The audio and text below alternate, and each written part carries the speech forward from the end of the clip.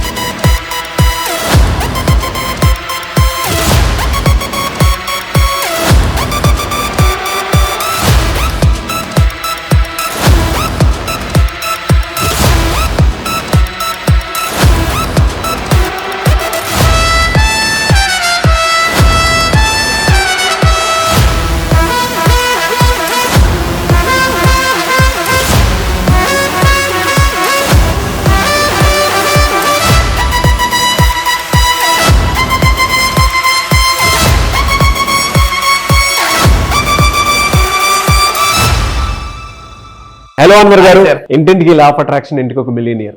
So previous వీడియోలో మీరు diet గురించి మాట్లాడుతూ పొద్దున పూటే మహారాజులా తినాలి, మధ్యాహ్నం యువరాజులా తినాలి, రాత్రి వచ్చేటప్పటికి రోగిలా తినాలి అని చెప్పేసి అన్నారు కదా. అది నన్ను బాగా ఇన్స్పైర్ చేసింది. నిజంగా నా డైట్ ప్యాటర్న్ కూడా చాలా మారింది కూడా. నేను కూడా చాలా మారాను. అసలు మార్నింగ్ అంటే నేను ఇప్పుడు మీరు చెప్పింది నాకు బాగా నచ్చింది. రెగ్యులర్గా నేను ఈ మధ్యకాలంలో ఏంటంటే కరెక్ట్గా ఈవినింగ్ 7 లోపు తినేస్తాను, ఆఫ్టర్నూన్కి వచ్చేటప్పటికి 1 లోపు తినేస్తాను, మార్నింగ్ 7 to 8 బెడ్లో ఖచ్చితంగా తినేస్తాను. అంటే ప్యాటర్న్ మారింది. దానివల్ల ఏంటంటే గ్యాస్ ట్రబుల్ కొంచెం తగ్గింది. అవునండి. అండ్ నా థాట్ థింకింగ్ ప్రాసెస్ అంతా మారింది. ఫోకస్ బాగా పెరిగింది. ఫోకస్ నిజం. ఎందుకంటే మధ్యప్రదేశ్ ఫిలప్ అయిపోతుంది, ఉత్తరప్రదేశ్ పనిచేయదు అనమాట. Anyways thank you so much అని ఈ వీడియోలో ఏం చెప్తున్నారు? ఈ వీడియోలో చాలా పవర్ఫుల్ చెప్తున్నాను. మనిషి ఎందుకు ఓడిపోతారో, ప్రతి మనిషి చాలా మంది జీవితంలో ప్రతి ఒక్కరు సక్సెస్ అవ్వాలనుకుంటారు కానీ నేను రీసెర్చ్ చేశాను. ఇప్పుడు ఈ క్వాలిటీస్ మీకు ఉండకూడదు. చూడండి, why some people fail in life. చాలా మంది జీవితంలో ఓడిపోతారని అంటే రీజన్స్ ఉండడం వల్ల. నెంబర్ 1 చూద్దాం. ఫస్ట్ ఆఫ్ ఆల్, ఇవి రెడ్ ఫ్లాగ్ లాంటిది. ఇప్పుడు రెడ్ ఫ్లాగ్ కనిపించగానే ట్రైన్ ఏం చేసి ఆగిపోవాలన్నమాట కంపల్సరీ, లేకపోతే యాక్సిడెంట్ అవుద్ది. మీకు ఇవి మీ లైఫ్లో ఉన్నాయి అంటే గుర్తుపెట్టుకొని రెడ్ ఫ్లాగ్స్ ఉన్నాయని అర్థం అండి. సో ఇప్పుడు చూద్దాం. ఫస్ట్ నెంబర్ 1 ఎలా అని అంటే ఎవరు ఓడిపోతారు లైఫ్లో అంటే ఎవరైతే లైఫ్ పట్ల రెస్పాన్సిబిలిటీ తీసుకోరో వాళ్ళు లైఫ్లో ఓడిపోతారండి. సో మీరు అబ్జర్వ్ చేస్తే రెస్పాన్సిబిలిటీ ఉన్న వాళ్ళు అందరినీ ఇష్టపడతాం మనం. అంటే ఇప్పుడు ఫర్ ఎగ్జాంపుల్ మీరు ఎవరు అన్నోన్ పర్సన్ అండి, మీ పక్కన పేపర్ పడిపోయింది, తీసి జాగ్రత్తగా డస్ట్బిన్ వేసి అనుకోండి, వాళ్ళ మీద మనకు మంచి ఒపీనియన్ ఉంటుంది. ఎందుకు? సమాజం పట్ల రెస్పాన్సిబిలిటీ ఉంది. ఫస్ట్ పాయింట్ మీరు గుర్తుపెట్టుకుని మీరు కమిట్మెంట్ పెట్టుకుని నేను రెస్పాన్సిబిలిటీగా ఉంటాను, నా చుట్టూ ఉన్న వాళ్ళని కూడా నేను రెస్పాన్సిబుల్గా ఉంచుతాను అని మీరు అనుకోండి. ఎందుకంటే ఈ సమాజం బాగుంటే మనం బాగుంటాం, మన పిల్లలు బాగుంటారు. ఎందుకంటే రేపు మీ పిల్లలు ఆ సమాజంలోకి వెళ్తారు. అందుకని నేనేంటంటే సమాజం బాగుండాలని కోరుకుంటాను. ఎందుకంటే ఆ సమాజంలోకి రేపు మీ పిల్లలు వెళ్తారు. సో అందరూ మనం కూడా అదే బతుకుతాం. సో ఫస్ట్ పాయింట్ మీరు గుర్తుపెట్టుకోవాలి, రెస్పాన్సిబిలిటీ ఉన్న వాళ్ళు ఎక్కువ సక్సెస్ అవుతారు. ఎవరు ఓడిపోతారంటే రెస్పాన్సిబిలిటీ లేని వాళ్ళు ఓడిపోతారు. ఇది ఏం చేస్తుంటే ఇట్ బ్లాక్స్ గ్రోత్ని ఆపేస్తుందండి. సో మీరు రెస్పాన్సిబుల్గా ఉండండి, మీరు రెస్పాన్సిబుల్గా ఉండాలి, మీ చుట్టూ ఉన్న వాతావరణాన్ని ఒక పాజిటివ్గా ఉంచుకోవడం, that's take your responsibility. And ఇంకొకటి ఏంటంటే లా ఆఫ్ అట్రాక్షన్ కూడా చాలా మంది చెప్తారండి. లా ఆఫ్ అట్రాక్షన్ కోచెస్ అందరూ చెప్పేది I am responsible for my life. నా లైఫ్ ఓడిపోవడానికి మా అమ్మ నాన్న కారణం, మా అమ్మ నాన్న సరిగ్గా చదివించలేదు, లేదనుకుంటే నేను ఇక్కడ కాదు ఇంకెక్కడో పుట్టాల్సింది, ఇలాగా చాలా మంది కారణాలు చెప్పుకుంటుంటారు అన్నమాట. లా ఆఫ్ అట్రాక్షన్ అన్నిటికన్నా పవర్ఫుల్ ఏంటంటే acceptance. When you accept your self, life అన్ని చేంజ్ అవ్వడం మొదలు పెడుతుంది. సో ఒక ఆవిడ ఉన్నారు, you can heal your life అని పుస్తకం రాశారు. ఆవిడ ఏమంటుందంటే మీరు గుర్తుపెట్టుకోండి, ఎప్పుడైతే మనిషికి యాక్సెప్టెన్స్ మొదలవుతుందో జబ్బులు రావు. నేను బాలేను, నేను పొట్టిగా ఉన్నాను, నేను నల్లగా ఉన్నాను, నేను లావుగా ఉన్నాను, మీరు ఎప్పుడైతే ఇలా కంపేర్ చేసుకోవడం మొదలు పెడుతుంటారో యాక్సెప్టెన్స్ పోతుంది అనమాట. సో నేను నా లైఫ్లో నేను ఒకప్పుడు అనుకునేవాను అనమాట, నాకు యాక్సెప్టెన్స్ సరిగ్గా ఉండేది కాదు, నేను ఇంకా ఇలా ఉండాల్సింది అలా ఉండాల్సింది అనుకుంటే ఎలా ప్రతిదానికి అనుకోవడం వల్ల ఏమవుతుందంటే నా మీద నాకు కోపం, ఫ్రస్ట్రేషన్ పెరిగిపోతుంటుంది.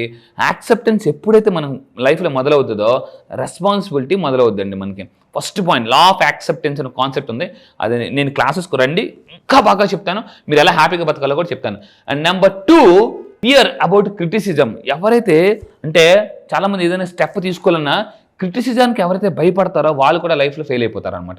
అంటే ఎవరైనా అనుకుంటారేమో, నవ్వుతారేమో, మనం చేసి ఒకవేళ ఓడిపోతే చెప్పానా వద్దని చెప్పానా అనవసరం చూసావా అని ఆ క్రిటిసిజం చేస్తారేమో అని భయపడతారు అనమాట. గుర్తుపెట్టుకోండి, భయం ఉన్నంత కాలం జయం రాదు. మళ్ళీ చెప్తాను, భయాలు = దెయ్యాలు. సో చిన్నప్పుడు మనకి ఆ రూమ్లో దెయ్యం ఉందన్నప్పుడు ఆ రూమ్లోకి వెళ్ళే వాళ్ళం కాదు. సో అందుకంటే అక్కడ దెయ్యం మనం ఆపేసింది పెద్ద భయం ఆపేస్తుంది అనమాట. సో మీరు గుర్తుపెట్టుకోవాలి, ఏదైనా సాధించాలంటే క్రిటిసిజం అంటే ఎవరైనా దీన్ని ఏమంటారంటే ఫియర్ ఆఫ్ ఫెయిల్యూర్, ఓడిపోతానేమో అని భయం. ఆ భయం ఉన్నప్పుడు కూడా అంటే మనకి వాళ్ళు సక్సెస్ రాదు, ఓడిపోతారండి. మీరు గుర్తుపెట్టుకుని ఏం చేసినా జనాలు అంటారు, ఏం చేయకపోయినా కూడా అంటారు, దేవుడిని కూడా అంటారు. సో అందువల్ల ఏంటంటే మీరు గుర్తుపెట్టుకోవాల్సింది అంటే ఒకరి సంతోషం కోసం కాదు, మీ సంతోషం కోసం మీరు బతకండి. నేను ఇంతకు ముందు కూడా చెప్పాను, అందరినీ సంతోషపరచాలనుకుంటే you are the most unsuccessful and unsatisfied person in the world. అంతే, ఇది మాత్రం గుర్తుపెట్టుకోండి. అంతే, మిమ్మల్ని మీరు సాటిస్ఫై చేసుకునేలాగా బతకండి. ముందు మీరు మీ ఫ్యామిలీ, దీన్ని ఐసెంట్రిక్ అంటారండి. ట్రూ అండి. ఎందుకంటే ఈవెన్ కన్న తల్లిదండ్రులు కూడా పిల్లల్ని ఒకేలా చూస్తారు, కానీ వాళ్ళు తెలియకుండానే డిస్సాటిస్ఫాక్షన్ ఉంటుంది.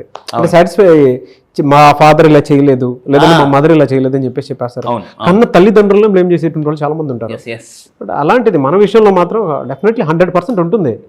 అందరినీ సాటిస్ఫై చేయలేరు. ఇప్పుడు ఫర్ ఎగ్జాంపుల్ మీరు చామన్ చేయకున్నారండి, మీకన్నా బాగా వైట్గా ఉండాలి, మీ పక్కన కూర్చున్నారు. మనం ఎలా చూస్తామంటే వాళ్ళు ఓకే, ఐఎమ్ నాట్ ఓకే, వాళ్ళు ఓకే, ఐఎమ్ నాట్ ఓకే. పక్కన 6 ప్యాక్ బాడీగా కూర్చున్నారు, మీరు ఏం చేస్తారంటే 6 pack family pack, 6 pack family pack. ఏమవుతుందంటే యాక్సెప్టెన్స్ పోతుంది అనమాట. నేను వరస్ట్, నేను వేస్ట్ అన్న ఒక ఫ్రస్ట్రేషన్ వచ్చేస్తుంటుంటుంది. సో ఈ విధంగా కూడా మనకి ఎప్పుడైతే హ్యాపీనెస్ పోతే లైఫ్లో ఇంకేం సాధించినా వేస్టే. సో ఇంకా మీరు గుర్తుపెట్టుకోండి, థర్డ్ది ఎవరు ఓడిపోతారంటే కంఫర్ట్ జోన్లో ఉన్న వాళ్ళు ఓడిపోతారు. Comfort zone is equal to wealth zone అంటాడు నా కోచ్. ఎంత కంఫర్ట్ జోన్ ఉంటే అంతే వెల్త్ జోన్ ఉంటుంది. కంఫర్ట్ జోన్ దాటి ఇలా పెరుగుతుంటే మీ వెల్త్ జోన్ కూడా ఇలా పెరుగుతుంది అనమాట. అందుకే మార్క్ జోకర్బర్గ్ చెప్తాడు అనమాట, high risk is equal to high money, low risk is equal to no money. So మీరు గుర్తుపెట్టుకోండి, కంఫర్ట్ జోన్ అంటే మీ బద్ధకాన్ని బద్దలు కొట్టండి, కంఫర్ట్ జోన్ ని బ్రేక్ చేయండి. సో మీరు క్రాక్ చేయాలంటే, లైఫ్ ని క్రాక్ చేయాలంటే బ్రేక్ చేయాలి ఇక్కడ. సో కింద కామెంట్ బాక్స్ లో టైప్ చేయండి, I will break my comfort zone. అందుకే మార్నింగ్ లేచి రండి. చాలా మంది నా క్లాసెస్కి వచ్చినప్పుడు, అన్వర్ గారు అసలు నా జీవితంలో ఎప్పుడు నేను 5 గంటలు లేవలేదు తెలుసా, ఎప్పుడు డాన్స్ చేయలేదు తెలుసా, నేను ఎప్పుడు నవ్వలేదు తెలుసా. కొంతమంది ఏమంటారంటే నవ్వండి అంటే నా ఫేసే ఎంత అండి. నో, దేవుడు ఎవరికి అలా ఇవ్వడండి. నవ్వడం మన ఈ ప్రపంచంలో మళ్ళీ చెప్తున్నా, ఈ భూమి మీద 82 లక్షల జీవరాశులు ఉంటే మనిషి మాత్రమే నవ్వగలడు. కుక్క, నక్క, పిల్లి, ఏనుగు, ఆవు ఏది నవ్వలేదు, మనిషి మాత్రమే నవ్వగలడు. అందుకే మహాకవి శ్రీశ్రీరామ, నవ్వడం ఒక భోగం, నవ్వించడం ఒక యోగం, నవ్వకపోతే వచ్చేది ఒక రోగం. అంటే నవ్వడం అనేది బాగా అలవాటు చేసుకోవాలండి. మీరు ఎంత బాగా నవ్వితే లైఫ్ అంత హ్యాపీ కెమికల్స్ రిలీజ్ అవుతుంది మీ బ్రెయిన్లో. కొంతమంది ఏమంటారంటే లా ఆఫ్ అట్రాక్షన్లో నేనేం చెప్తానంటే నవ్వితే అన్నీ వస్తాయి. చాలామంది ఏమంటారంటే అన్నీ వస్తే నవ్వుతా. ఇది ఎప్పుడైతే మనిషి మైండ్ సెట్ మారుతుందో అప్పుడు అన్ని జీవితంలో మారిపోతాయండి. సో కంఫర్ట్ జోన్లో నుంచి బయటికి రండి. అండ్ ఇక్కడ మీరు తెలియాల్సింది ఏంటంటే కంఫర్ట్ జోన్లో ఉన్నప్పుడు కొన్ని అవకాశాలు వస్తాయి. కొంతమందికి అవకాశం తీసుకోవడం కూడా భయం. అవకాశం తీసుకుంటే ఒకవేళ ఏమైనా ఫెయిల్ అయిపోతామేమో. ఇక్కడ నాకు బాగా ఒక స్వామికంద ఒక మాట అంటారు, ఆదర్శంగా ఉన్న వ్యక్తి తప్పు చేస్తాడు, ఆదర్శంగా లేని వ్యక్తి ఇంకెక్కువ తప్పులు చేస్తాడు అనమాట. సో ఇక్కడ ఏంటంటే ప్రతి ఒక్కరు ఫెయిల్ అవ్వడం కామన్. లైఫ్లో ఫెయిల్ అవ్వడానికి రెడీగా ఉండండి. Be ready. బిల్ గేట్స్ అందుకే మాట్లాడండి, if you want become more successful be ready for failures. అంతే. అండ్ 4th వన్ గుర్తుపెట్టుకోండి, మీరు ఎందుకు ఓడిపోతున్నారంటే మీ బద్ధకం వల్ల ఓడిపోతున్నారు. ప్రొకాస్టినేషన్, వాయిదా వేసే పద్ధతిని వాయిదా వేయాలండి. వాయిదా వేసే పద్ధతిని ఎప్పుడైతే మన జీవితంలో వాయిదా వేస్తామో అప్పుడు మన గోల్స్ రీచ్ అవుతాం అనమాట. ప్రొకాస్టినేషన్ అంటారు. నా క్లాసెస్కి వచ్చిన తర్వాత బద్ధకాన్ని ఎలా బద్దలు కొట్టాలని చెప్తాను. సైంటిఫిక్గా న్యూరో సైన్స్ చెప్తాను. అండ్ మనీ న్యూరోప్లాస్టిసిటీలో కూడా there is a concept called, మనం ఏ విధంగా కూడా డబ్బు గురించి ఎక్కువగా ఆలోచిస్తే ఈ ప్రొకాస్టినేషన్ పోద్దని మనకు తెలుస్తుందండి. అండ్ మీరు గుర్తుపెట్టుకుని దీని యాక్చువల్లీ ఏంటంటే there is a word called in psychology self sabotage. అంటే వాళ్ళ గురించి వాళ్ళు తక్కువగా అంచనా వేసుకోవడం. నా క్లాసెస్కి వచ్చిన తర్వాత ఈ మధ్య రీసెంట్గా కొత్త యాక్టివిటీ చేయిస్తున్నాను, పాత నేను కొత్త నేను. అంటే మీరు నా క్లాసెస్కి వచ్చిన తర్వాత మీ చేత నేను రాయిస్తాను, పాత నేనులు ఎలా ఉన్నారు, కొత్త నేనులు ఎలా ఉన్నారు. సో చాలా డిఫరెన్స్ ఉంటుందండి. సో ఇంకా మీరు 5వ తీసుకుంటే ఇక్కడ మీరు చూసుకుంటే నో క్లారిటీ. లైఫ్లో ఫెయిల్యూర్ ఎందుకు అయిపోతారంటే clarity. So Sony company, Toyota కంపెనీకి నేను రీసెర్చ్ చేస్తే నెక్స్ట్ 100 years వరకు వాళ్ళకి ఏం చేయాలో క్లారిటీ ఉందండి. Next 100 years. నేను మొన్న చెన్నై వెళ్ళాను, అసలు నేను ఆశ్చర్యపోయాను అనమాట. సోనీ, పెద్ద కంపెనీస్, టొయోటా లాంటి companies, they have a vision and clarity for 100 years అట. I was really shocked. ఇదేంట్రా బాబు, మనకు నెక్స్ట్ 5 years తర్వాత ఏం చేయాలో మనకే క్లారిటీ లేదు. అసలు ఆ కంపెనీస్ ఎందుకు అంత సక్సెస్ఫుల్ అవుతున్నాయి అంటే 100 years తర్వాత మన టర్న్ ఓవర్ ఎలా ఉంటుంది, మనం ఎక్కడ ఏ కంట్రీస్లో ఉంటాం, they have complete blue print ఉందండి. మనకా అసలు ఏమి ఎవరు గట్టిగా అడిగితే నెక్స్ట్ మనం ఇయర్ గోల్స్ సరిగ్గా రాసుకోము అనమాట. సో గుర్తుపెట్టుకోండి, ఎవరికైతే క్లారిటీ ఉండదో వాళ్ళకి లో మోటివేషన్ ఉంటుంది, డిస్సాటిస్ఫాక్షన్ ఉంటుంది లైఫ్ పట్ల వాళ్ళకి. సో మీకు లైఫ్లో సాటిస్ఫాక్షన్ లేదు అంటే మీకు క్లారిటీ లేదు అని అర్థం అండి.